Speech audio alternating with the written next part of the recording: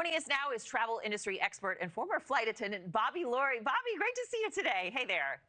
Good to see you as well. So I flew in from Charlotte, North Carolina to Chicago last night. I dealt with this. We had an ATC delay of about, I don't know, maybe 45 minutes or so. And then once we came into O'Hare, we had to end up circling the airport. And the pilot got on the loudspeaker and said, hey, listen, this is because they're having to sequence flights properly because of staffing shortages. So this is very real for so many people. And I felt like I was pretty lucky in all of this. So what do passengers need to know about their rights right now?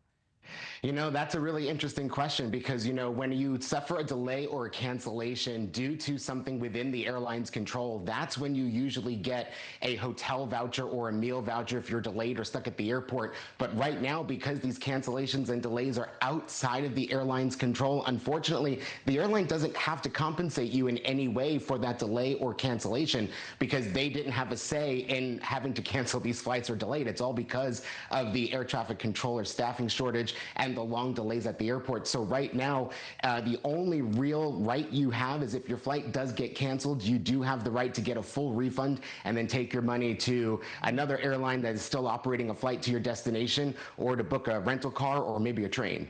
Okay, yep, I gotcha. And I'm thinking about people who just absolutely have to get there. You know, last night I was going, what am I going to do? And I thought about even booking a second ticket or something as a backup and then just canceling before, you know, if I booked a refundable ticket that was, or excuse me, a non-refundable ticket, but it was at least changeable or something. Do you have some tips and tricks for people who absolutely have to get there if they've got a wedding or a baby shower, they got to get to work?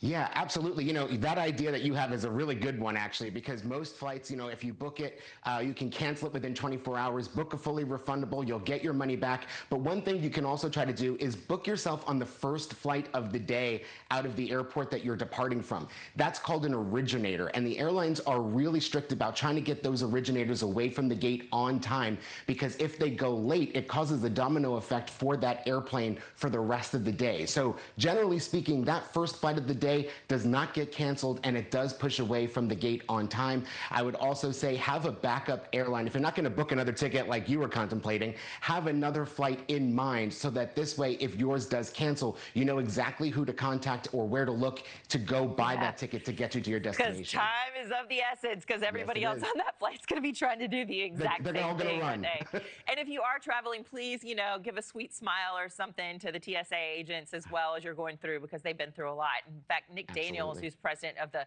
National Air Traffic Controllers Association, is showing his frustration for all employees there at the airports, probably on behalf of everybody who is actually showing up to work. Take a listen to what he had to say. This is the erosion of the safety margin the flying public never sees, but America relies on every single day. The added stress leads to fatigue. The fatigue has led to the erosion of safety and the increased risk every day that this shutdown drags on. Yeah, so anybody who's a nervous Nelly when they travel anyway, hearing that is going, oh, I don't think so. I don't think I want to go right now. But do you think it's still safe to fly right now? Absolutely, it's still safe to fly, and it's safe to fly because we are looking at these capacity reductions. These reductions are in place to make sure that there's enough air traffic controllers at work to make sure that your flight gets from point A to point B without a problem. Thank you for watching. Subscribe below and download our NewsNation app right now on your phone, and you will get fact-based, unbiased news for all Americans.